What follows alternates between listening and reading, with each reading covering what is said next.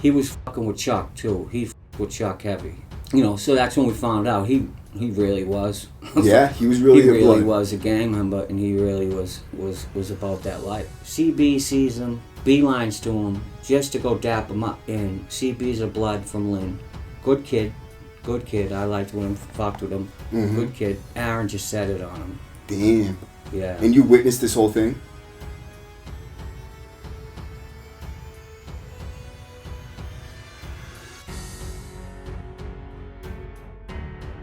Welcome back to the W Number, guys. I got my friend John back for another fire episode, man. Tonight we're going to dig into Aaron Hernandez's gang life in the Max. Right, this is his life while he was living in maximum security prison. This isn't the county. Well, first, before we even started about that, let's talk about what you got going on tomorrow. So I've been doing the rounds, doing a lot of podcasts. I decided I might as well start my own, what would you call it, advertising, kind of. Yeah.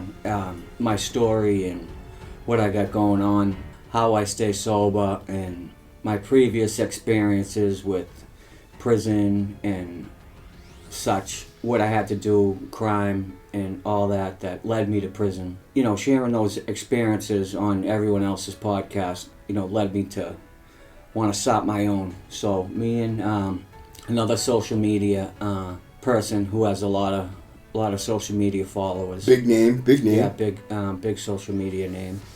Jake Scally got together and spoke, and we're gonna start our own podcast. And tomorrow is the first episode. Congratulations. Yes. So we've had a guest. I've been talking about doing my own podcast for a while, so it's finally getting off the ground. And tomorrow is the first episode. So that'll be shot tomorrow, but we're gonna have to do the editing and all that. So it will not be out tomorrow, but. Oh, yeah. Tomorrow is the first episode, so it's finally getting his feet off the ground. Nice. Congratulations, bro. I'm glad that you took the initiative and you're starting to do something, man, because a lot of people actually don't make it to that point. You know what I mean? Right. They talk about it. But getting into, our story, the topic in the thumbnail and the title, Aaron's gang life in the Max and his life in general in the Max, you made his acquaintance up there, and how long did you spend around him? I think he came up there around 2014. The trial lasted a year, it took about a year to go to trial. He got found guilty. That was quick. He went to, I think, Walpole for a night. Normally people go to Walpole for a little bit, for at least a month or two. Because I remember I was in L1 at the time. I forget for what. But I remember seeing him, obviously, I think word had trickled that he was coming.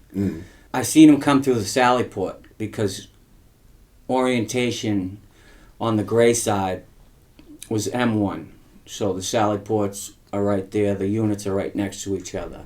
And I seen him coming in, and he was just carrying the mattress on his shoulder. Yeah. I'm like, look at this fucking monster. People usually just drag them and such, but he just had the thing on his shoulder, so I seen he was here, and people were chattering about that. So and we had guys, obviously, if you've watched the podcast, me and Matty Aboyos. I do. So now it's coming back to me. I do remember why I was in L1. I got lugged with Driscoll. Okay. Me and Driscoll got lugged together. We went to the hole, and when we came out, they separated us. They put one of us in L1 and one in M1. Driscoll went to M1. I went to L1. Okay. So Driscoll was over in M1 with. Right, that was when Boo Boo was over there? Yes, okay. Boo Boo was over there, so he met Boo Boo right away. And that's when they got in the fight with Conrad? Yes, that was when the fight with Conrad happened, which was, Driscoll seen Conrad walking around with his shots right away. Yeah. Because Conrad was a property worker. Yeah. He was stealing people's property. Driscoll got lugged, and if something you're not supposed to have, they take, but this guy was walking around with people's property on. He was walking around with Driscoll shots on. So that was violation 1 right there. Right. So he was almost ready to get it off the rip for that. And then the thing with the music happened, and that was a wrap. So when Aaron was in Dartmouth, Boo Boo's a god there. Yeah, I know. So I know. When he was in the hole there, all he heard was boo boo this, boo boo that. Like they talk about him like he's William Wallace. So when he got there and met Boo Boo, gravitated right to him. That was basically, obviously, how he had come into the fold with the boyos and even the white guys. Like, I mean, I remember he was hanging out with us. Well, not hanging out with us. I would say he's hanging out with Boo Boo, and because of that, you know, he hang out with me. But he hung out with anybody that was a boyo. Like, if he went to the block, he would know you're a boyo. Okay, cool. And he would come hang out with you because he knows Boo Boo is his. That's your. But it depended who you were. Right, that too. Like, you had to be somebody basically that Boo Boo liked and kind of gave the okay that you were all right. When he came to P1, I was over in P1. Yep. So he was fucking with me and George. Mm-hmm. And we were lugging. So, you know, that was basically how, you know, we had kind of, like, started fucking with each other. And was Double A buying shit off of you? No, I would just hit him off. Okay, so you were looking out for him? Yeah.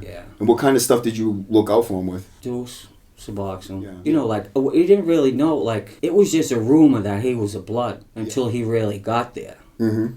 And was like, wow, because Chuck was also in M1. Yep. And Chuck he's a blood, he's from Brockton. Mm-hmm. And he's a heavy hitter.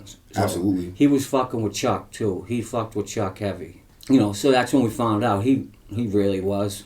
Yeah, he was really he really blood. was a gang member, and he really was about that life. You know what I mean? And did you ever find out which set? Yeah. He was a Gorilla Stone. So he was a Gorilla Stone. Was he a Gorilla Stone when he got there? Did he change when he got there? No, he was one from the street. He was one from the street. Yeah. Okay, and like the dude Bo. Yep. I had ended up meeting him too. I ran into him in 10 Block. Yep, he's a good kid. I know Bo. He's one that was like definitely a big shot. His OG, yeah. Mm-hmm. He was like when I met him, like, I'll tell a quick story about that. I had already had my DDU ticket, and I was in 10 Block forever. He had got logged, and he was my neighbor. You know, Walpole's classification now, so this is where he went when he first got in. I had been in 5-6 years already, and I was waiting to go to DDU. So I had been in the 10 Block in the hole for months at this time. Yep. So I had everything. So when they put him next to me, you know, I just sent a quick kite over. Hey, I know you're Double A's co-defendant. I fuck with Double A hard. Here's some soap. Here's some toothpaste. Here's da-da-da-da-da. And he sent like a long-ass kite back, like, oh, I got caught with, we got caught smoking in the yard. And how long am I going to be here? And like, this dude was stressing. Is it going to affect... can I go to a minimum still? And like, this dude was like stressed. I'm like you see him on TV and shit, and you think like maybe, but like this dude like. Yeah, he's just another dude, and he's got mental health issues. Right, but you would think you just come in and like whatever's whatever. Yeah. Like one of us. Yeah. Like we get lugged. Yeah. We don't give a fuck. Right. It is what it is. We don't care. When the ticket comes, it comes. You know, we know however long we're here, but this dude was like, whenever he had got there, he was thinking minimum. He was thinking, you know, you could tell this dude ain't never done time. And exactly. Like, he was shook. Like, he wasn't talking about being shook about getting hurt or nothing, but he was shook about getting lugged. Yeah. And the ticket and... I think he cared a lot about his reputation, too, because when he was in P1 with me, I remember one day over M&M's, peanut M&M's, right? The dude, Mateo, had peanut M&M's. He sold them in the store, you know what I mean? Just a regular store, so 2 for $3.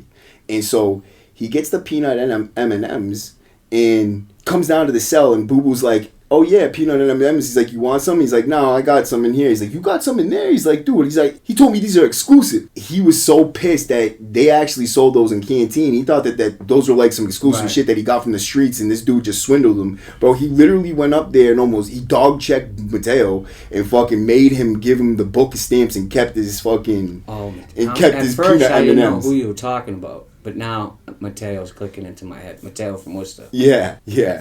Mateo. It wasn't soon after I got lugged out of P1. Aaron was chilling at P1. He was chilling. He was just kicked back, chilling. I got lugged. Something really funny happened. That's another story. Because I was chilling at P1. I was away from dudes. You know what I mean? Yeah. Like, I was just... Yep. George was doing his thing. You know, I was just chilling over there. Yeah. I liked it over there. Yep. It was different from N1. N1's different, man. It is, bro. I noticed P1's got the best environment, and it's got a good economy. dudes are solid, like they stand together over there. It's something. It's a good environment. It was different, man. Because I had been in P1 for so long, and I just, what I mean, you get tired of being around the same people for so long. Absolutely, bro. And it was a nice break. And I asked to go back to P1, and I think they knew I wanted to go back there. So I forget why he got lugged out of P1. It was something stupid. He got who? Aaron? He got lugged out of P1 for smoking in the yard. Oh, yeah. I was there when that happened, too. Yeah. Like, that he went, they were out in the yard. So he ended up in L1. Yep. That's when he ended up in L1. Exactly. And I was back in N1. And I forget why Tyler was over there. But Tyler was over there. And Boo Boo was the runner in M1. And... You know, Tyler is just such a fucking. He's just a bitch. Yeah, he's scared to death. Not everybody's a warrior. He came over with Aaron. So Aaron had smoke with the Miller dudes. Yep. From Springfield, them kids. I forget the kid's name. The little skinny kid that was up on the second tier. Who's the Miller dudes though? They're all Springfield kids. They're a set. A set of what? Like bloods? Set of bloods. Yeah. Okay. So, someone did something to his man. That was all I heard. So he was supposed to set it on one of them. Right. He was supposed to set it on one dude in particular. I forget his name. We were up there forever with him, but he was kind of like, he wasn't with the Billy kids. Right. So we didn't really fuck with them. We fucked with all them Billy dudes with D-Boy and them. We fucked with all them dudes. Yep. So we knew all them. You know, Sue and all them kids. We knew all them kids. We didn't really fuck with, so I don't remember his name. Plus, it's been a while. Yeah. So he was supposed to move on one of them. There was a couple of them in the block, but one in particular. And this was a G. This was some G shit. Yeah. Because he did not know when they're going to move him. They move you whenever they move you from L1. Right. It could have been during rec. Most likely it would have been. But they just happened to move him on a gym day. Right. When everybody's locked in. So only the runners were out. So he came in to N1 with Tyler. And Tyler had instructions to jump in if dudes, because Boo Boo told them, you know, Boo Boo's, now this goes into Boo Boo's Fall River Dover, politics and shit. But also Dover politics. Yeah. Yep. Tyler's from Dover. Yep. Boo Boo's from Dover. Yep.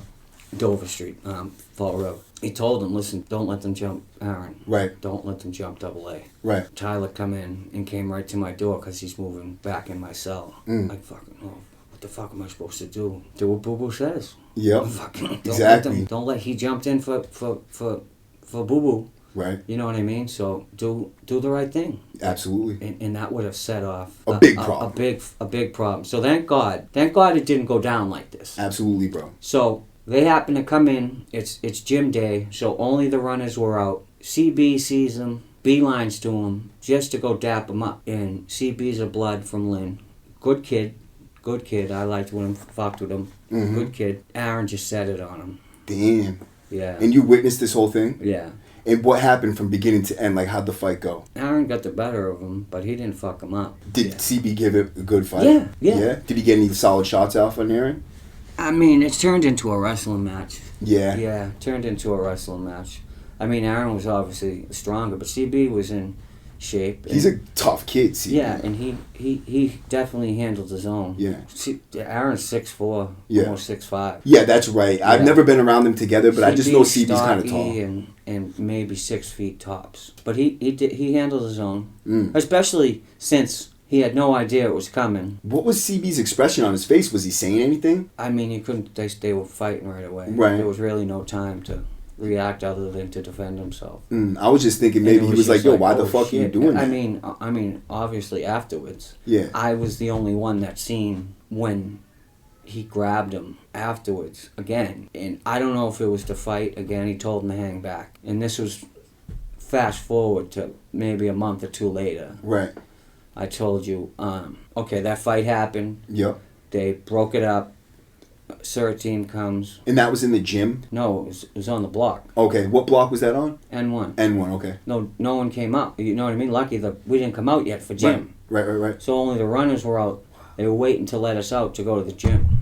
That's so crazy. Yeah. So, and you know what's even crazier is, like, every time something happened with him, with Aaron, it'd be on the news 5 minutes Exactly, later. I know. So we're locked in. Yeah. We're locked in. We're all watching. We only get so many channels. And maybe 5-10 minutes later, tops, breaking news. Aaron Hernandez gets in a fight at Sousa Baranowski's correctional center. Right, And it's right. like, whoa, like these dudes are really clowns. They're really like calling the news to say what Aaron Hernandez is doing. I don't know if they probably get paid Right. for it. I don't know. A Dude cop. definitely got paid for it. But there TMZ.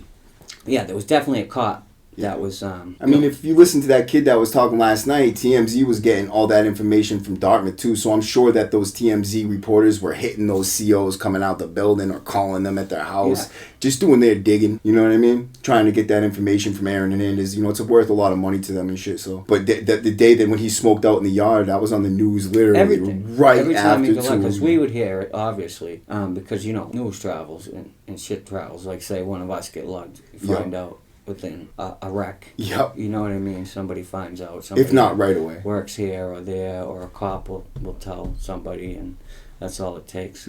So where were you after We were this? going to gym Okay. again.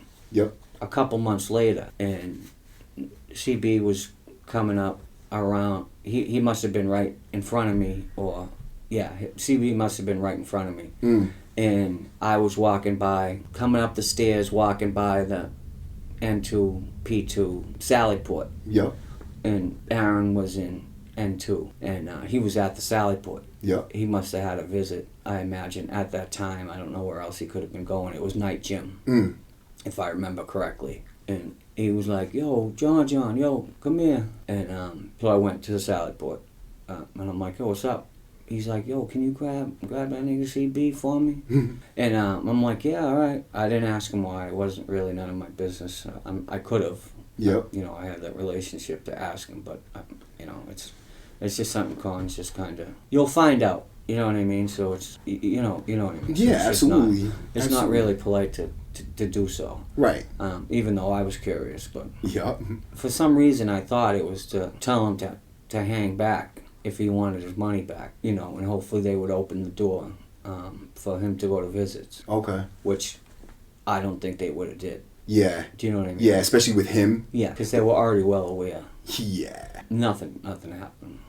For all I know, he could have been saying, hey, this is what it was. Right. Da-da-da-da-da, no hard feelings. Yeah, gang politics. Do you know what I mean? Yep. Because they're all, you know just as well as I do. They're all bloods, but none of them get along, or they have to separate them because they got so much smoke with each other. Where were you when he got into the beef with Tank? You know what? I heard about it in DDU. DDU. Yeah, Okay. What did you remember hearing about that fight with Tank? Do you remember anything I don't know. specific? I just remember hearing about it and thinking, wow, I wish I was there. Yeah, that's because epic I have seen Tank in action. Yup. I've seen Tank hurt people. You know what I mean? Yep. I've seen him go, and that motherfucker puts in that work. Yeah, he's built to fight.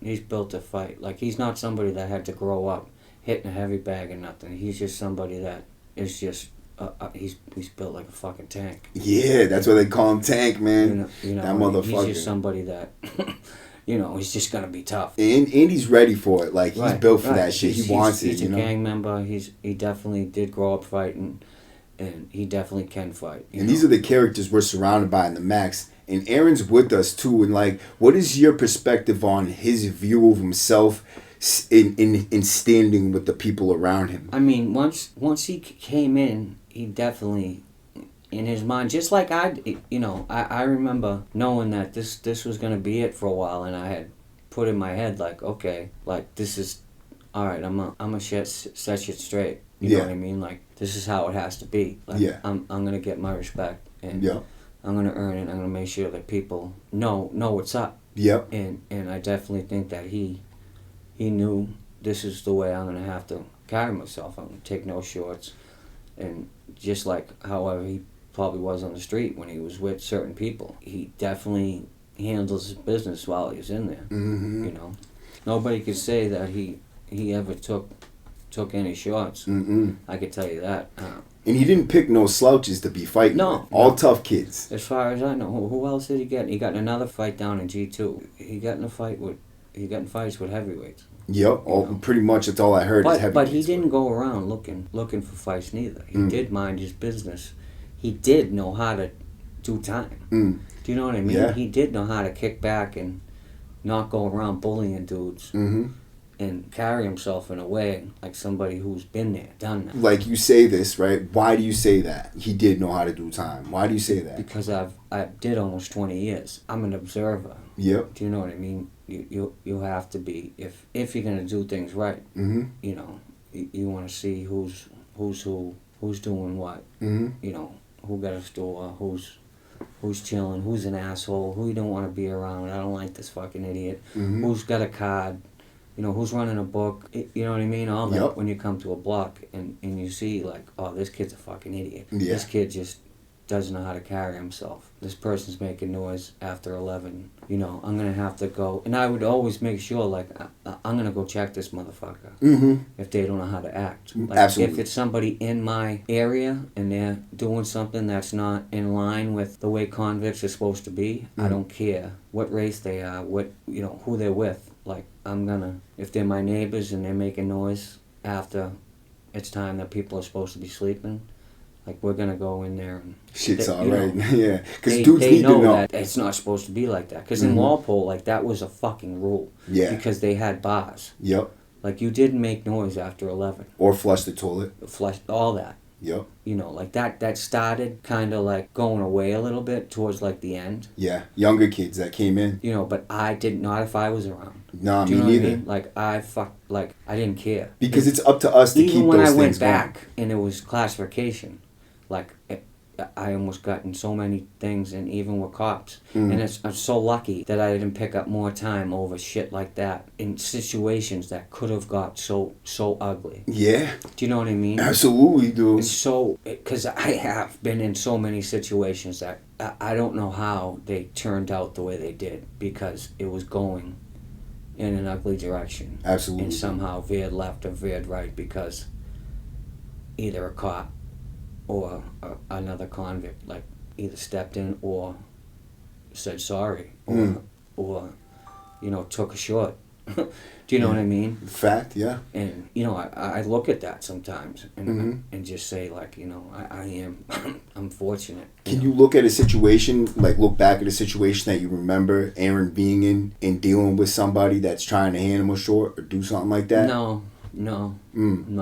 Do you think it's because dudes just automatically knew and respected him? Yeah, well, yeah, and obviously because of who he was. Yeah. Because, you know, he was an NFL football player. So let's talk about the gangs in the Max in the first place. So what he would be walking into as a blood. When he got up there, what was like the atmosphere like for those dudes that you could see? Well, we seen it all the time. Yep. Like, them dudes there would be guys that would fall out of favor within their own ranks. Yep. And they would be all friends 1 minute and then be moving on. Like, say Zay, for example. Yep. Like, he was part of them, friends with them, moving on guys for them. And then 1 minute I'm on the phone next to him and he's just getting smashed out. Damn. You know what I mean? And it affects you because these are guys you're on a block with for years. And you kind of make friendships with guys. Just because they're other colors, other races, other gangs doesn't mean you don't talk to other races. Nah, because that's not true. We get tattoos and go in cells with other guys. You know, other guys that are from Boston. I'm from the city of Boston. I grew up in Boston public schools. All them guys that are from the hoods of Boston, I used to talk to and fuck with. I could picture him in my head now. Great guy. Great dude. And I knew his brother as well from doing time throughout DYS. And like that weren't Bloods? heavy OG dudes. Older dudes from Boston that had been in a long time, that had done a long time. That you know, he talked to, fuck with here and there, but he really kind of like stayed to himself over there. There was no one else from his set. Yeah. Until fucking dude came along. Okay. Which one? Little Chicken Heart. Kyle. That's why I And said I that told you. in the video that he was the only one over there in his set, and that's why he was hanging out with him. He wasn't hanging out with him because he's gay and he's like, oh, I'm gonna go fucking fuck with this dude. Like, there's plenty of other options. No, this is his one brother that's over there and he's chilling with him. Yeah, the curtain's gonna be up, bro. People put the curtains up all the time to, you know, do anything, really. You could just be in there chilling and talking. Fucking just don't want people looking in the cell. I mean, I don't know what they were doing, Well, but I it don't is. know. I heard they were locking in together and everything. Yeah. I mean, it is what it is. I remember... But I told you, and we had got into this before. Yeah, let's talk about that. Kyle Kennedy, Yep. Pure, had come from 10 Block. Yep. He was on my tier. Yep. For about 5 or 6 months. So I got to know him. I came there right after he got there. Mm-hmm. And he had a DDU ticket for getting... He got an STG ticket. Right. Which is a security threat group. If you get a ticket or a fight that is gang related, they'll STG it. Yep. So he got in a fight with a Crip, I think, right in Walpole in the chow hall. So they don't like that if you get in a fight in the chow hall. Cause that could incite all types of shit. So they gave him a DDU ticket. So when you get a DDU ticket, you're on ice for at least 5-6 months. You're going to sit in the hole. So I had got my own DDU ticket and got shipped out of Susan Baranowski to 10 Block. So I was sitting in 10 Block. He was a couple cells down from me. After a couple days, he just started to talk to me. I seen him after. I didn't go out for like a couple weeks, but he was talking to me. I never seen his face. Finally, I seen his face. I think because he was down the tier from me, so I never, like when we went to showers, he was never really at the gate, and I finally seen him, and his face was all tattooed. Like, look at this fucking kid. Yeah. Right? But anyways, I ended up building a form of friendship with Kyle from being on the tier with him so long. After being on a tier with somebody for that long and talking to them, you get into personal shit. Yep. It's his first date bid. He went up, so he ends up telling me he's a blood. Yep. I asked him what set, because from being around them guys so long, I know the sets and usually who's up there from what set, and he tells me he's a Gorilla Stone, and I'm like, wow, like that's weird. Yeah. Because it's not a Massachusetts set. It's New York, right? It's a Connecticut, New York. Okay. So, all right, and that, obviously he knows it's not a Massachusetts set. He's like, yeah, I got put down, da-da-da, however the hell he got put down, I don't remember. I'm like, so, Aaron, he's like, yeah, I know, my man's da-da-da-da-da, all that gang talk. I'm like, all right, so he's up there, I fuck with him, da-da-da-da, just go up there, tell him I said, what's up, just go see him. Yeah. You know how that goes, right? He's like, yeah. I already got a kite going up there. When he gets up there, finally, they dropped his DDU ticket, gave him a suspended after, I don't know if it was 5 or 6 months. It was around that time. It was a while. We were there for a minute together. After about, I don't know, maybe a month up there, he sends me a kite. Yeah, I'm in M1. I sent the kite up to AA.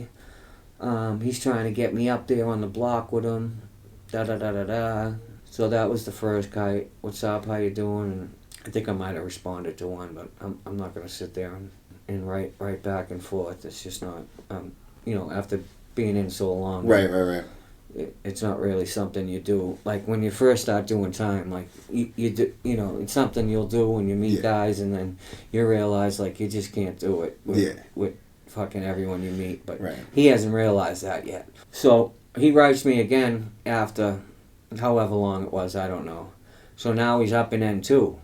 He's like, yeah, I'm up here with Aaron, or AA, whatever. We work out every day. That's my man. He's a wicked good dude. He said to say what's up. Keep your head up, whatever. But friggin' hanging out with him every day. I really don't fuck with no one else. So now they're introduced. They're hanging out. They're working out together. So you're the one who introduced Kyle Kennedy to AA? No, I can't say that. I'm sure he would have. I told him to go do something that he probably should have known to do anyways. Yeah. Do you know what I mean? Yeah. He went and did and said, hey, I was in 10 Block with John, but I'm sure he would have been in the same set. He had the presence of mind to do anyways. Yeah. I would hope so. Yeah, especially because Aaron's a superstar, and that's one other dude that's in that small ass fucking crew. And they're the only two. I think there might be one other one, the one that Aaron ended up getting in the fight over with CB, which was the wrong person. Yeah. Anyways, but I think there was one other one. I don't know who it was, but there was one other Gorilla Stone in the max. Time goes by. I still don't write him back, but he still fires me another kite. I guess he just wants somebody to write to. They're trying to move in together. And he's like, yo, yeah, me and Aaron, me and Double A. Everyone knows him as Aaron. We know him as Double A. So was he writing you while he's doing all this shit? Like, was he telling, yeah, he was, damn, huh? Yes. Yeah. But he had told me the reason, and this is what it had said. It was in... The James Patterson book? Yes. Yeah. Why they didn't move in together. Why they wouldn't let them move in together. And it was because of... What they said was the size difference. Aaron was a foot taller than Kyle. That's what they used. Yeah. Aaron had single cell status. Let's point that out. Double A had single cell status. Yeah. So, which is everybody wants. Nobody wants to live with somebody. Right.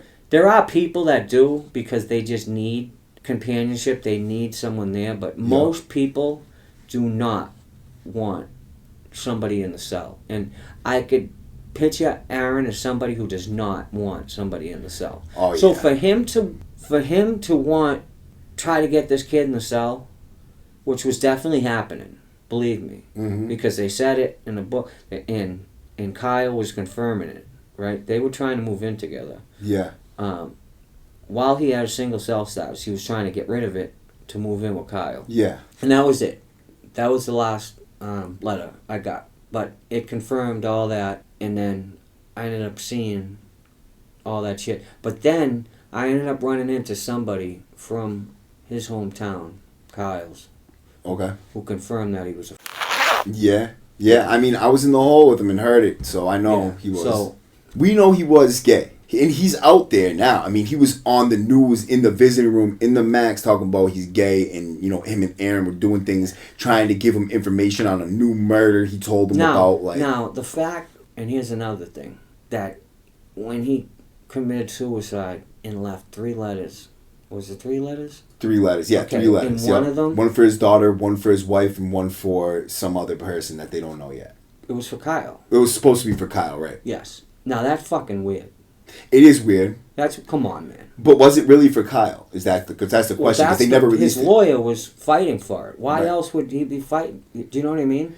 Well, that's the thing, is maybe he's fighting for it on the word of his client, and he doesn't really know, but he thinks, and he's like, I want to know that letter, and because they were trying to hide it, why else maybe would he he thought think it was his unless they were having... Maybe he thought, yeah, you're right. That's a good point. Do you know what I'm saying? That's a good point. Is why would he think it's his, even if it wasn't? If they were just friends, you wouldn't think that.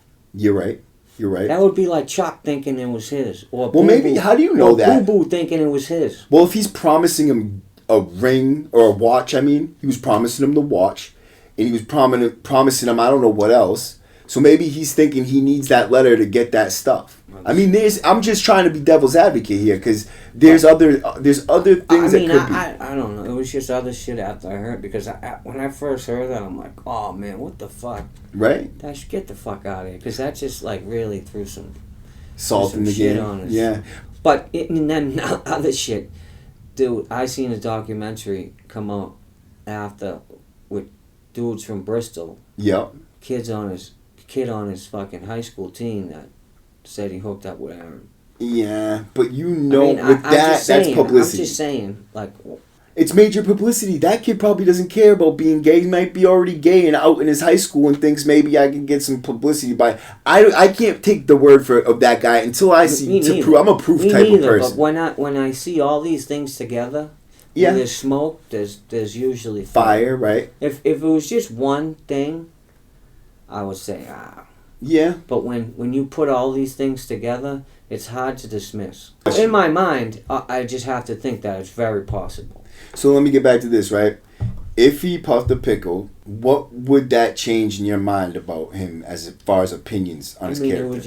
It would just take a little bit of his gangster away. You think so? Yeah. That's all. Yeah, you're right. It might take that edge off him. It just waters him down. Okay, that's fair enough. But it doesn't change who he was. Right. But that's the same with anybody. Exactly. I've got my nephew's gay. My best friend growing up is gay, and I still love them just the same. I look at them the same, but that's what they were. Mm-hmm. Do you know what I mean? So it wasn't like they're gangsters running around. You know what I mean? That's what they are. Yeah.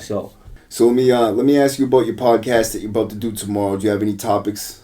I know him. I've known him a long time, so I'll just shoot off with he's been around everywhere. Okay. I know he's been out in friggin' Arizona, Chicago, Florida. We'll just let him kind of just tell his story. Okay. And so you're gonna kind of base it off his story, or are you guys gonna tell your story? We'll go off his and maybe just see what he says and okay. if we got something to say. Absolutely. I mean, with Scally, you're gonna get some laughs for sure. Yeah, with the crew we got, and we'll just. Is it gonna be all interviews? For the most part. All right, cool. I mean, we might punk a couple guests. Yo, that would be fire, dude. We might punk a couple guests, but we don't want to let them know. Yeah, nah, man, that's gotta be a secret, bro. Fact. Yeah. We gotta catch some content on that, man. Well, that sounds like a blast, bro. SWAT them. A fake SWAT team. I guess. That would be hilarious, bro. SWAT Scally. But wait, the fucking everybody in this podcast is getting wrapped up in a RICO, like. SWAT Scally. Oh man, well. You could punk Scally too. I appreciate you showing up today, John, man. You did a great job, man. The things that we talk about really is just real life shit about prison, and the opinions we have are our opinions, and it is what it is. So I appreciate everybody for showing up. If you want to become a member, $2.99 is all it costs to support a great channel. You'll get access to exclusive videos that I am putting a lot of work into. I'm dropping exclusive interviews, exclusive documentaries. I've already dropped one on Southie. Go check that out. I went to D Street Projects, and I went through Old Harbor Projects. I went through Broadway. We cruised down. We went to the Shamrock. We hit all these landmark situations. They got rid of. Yeah. Basically took down Old Colony. I did a lot of running around Old Colony back in the day. Exactly. When it was bricks. That's why I'm doing it now, is because they still have the bricks. They only knocked down 2 of the buildings so far. So I was sitting there with my girlfriend, and I'm like, you know what? Let's make a members only video.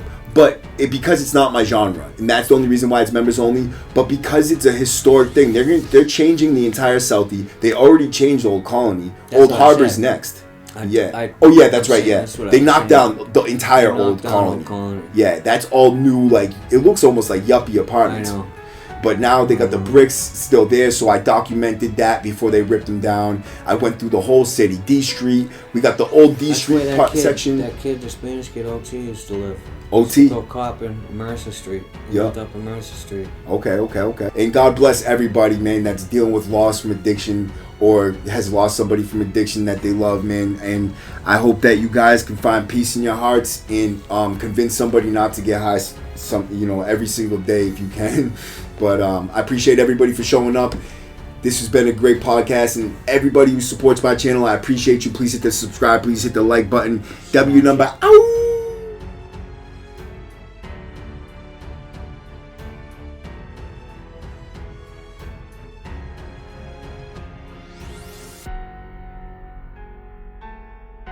Yeah. And not only that, he was a pretty damn good one. People were kind of awestruck. And it wasn't just who he was and that he would handle his business and that he's a pretty tough dude. But he played on the Patriots. He played in the Super Bowl. He won a national championship in college. Like, the guy had done crazy things on the football field. He was a top 10 recruit coming out of high school. Like, he was an amazing talent. Yeah, he was. Do you know what I mean? Yeah, it is. Like, people kind of don't know. Like, I study sports. So I knew who he was a long time ago. Yep. Like, coming out of high school. Yep. Coming out of Bristol. Like, he was one of the top recruits in the country when he went to Florida and, played with people. They won a national championship. He was one of the top tight ends in the country. The only reason he fell to the 4th round was because of character issues.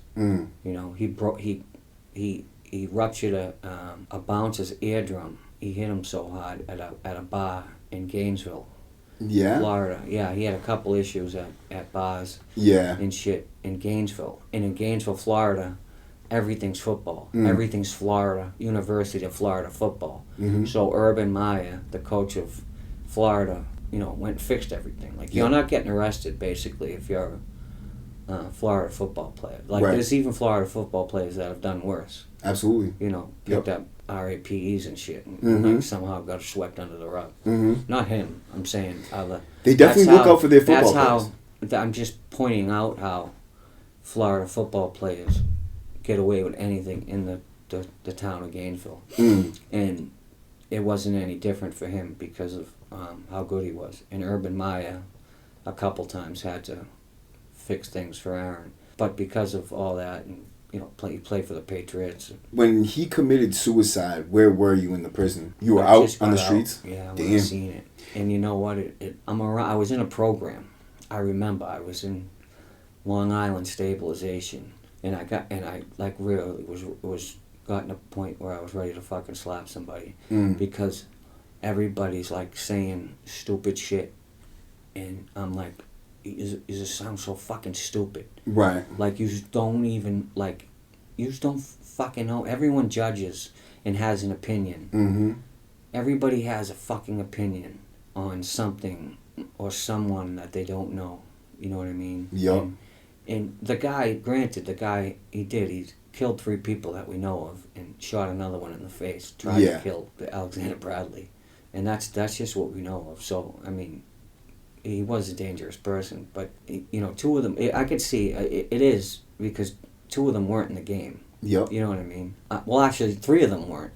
The 3 people, so it's kind of like, you could see how family and shit could have a certain type of feeling towards AA, but like people that just don't know, random people in a program, they're just talking stupid, and I'm like, listen, like, shut the fuck up. Yeah. Shut up. Like, it gets me mad, too. Like, I know, you know what I mean? Like, yeah, I know him. This is the guy I had a relationship with, I know. You don't know. You know what I mean? And he was, if you got to know him, like, he's a good guy. Yeah, just like really a lot of guys we know that are in prison that have done similar fucking things. Yeah. Do you know what I mean? Yep. What is he any different than 100 other guys that we know that are doing life bits? Yup. And the people have sympathy for them, but because Aaron was a football player and he had stuff to lose, well, they're outraged because they want what he had, and he gave it up for the gangster life, and they're like, well, why would he do that? A lot of it doesn't make sense. You're right, it doesn't. But you know what? Life is like that. That's his friggin' choices. And right. We're just sitting here talking about for anybody else to decide what Aaron does or what anybody else does with their life besides you, yourself.